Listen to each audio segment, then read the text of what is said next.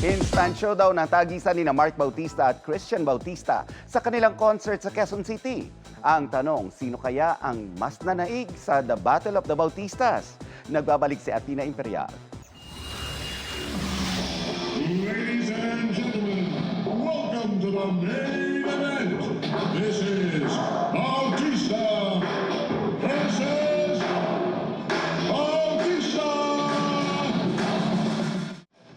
Laban ng dalawang Bautista?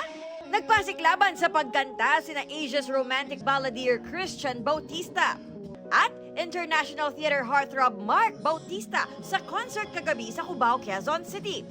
Sumabay ang audience sa pag-awit nila ng kanilang hits na tumatak sa mga Pinoy. Guests sa concert ang P-pop group na GAT, Sparkle singer Thea Ashley at Raymond Marasigan.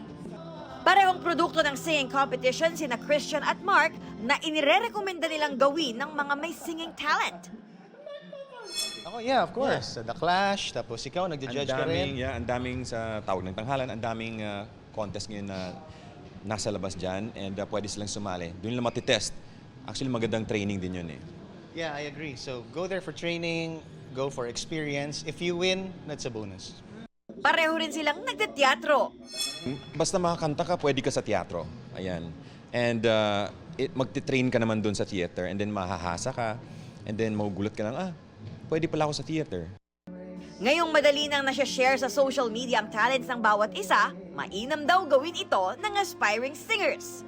Social media is so important, so definitely show them who you really are, your unique self. And hindi lang sa vlogging, pwede naman kahit saan. People will really be attached to you. Athena Imperial updated sa Showbiz Happenings!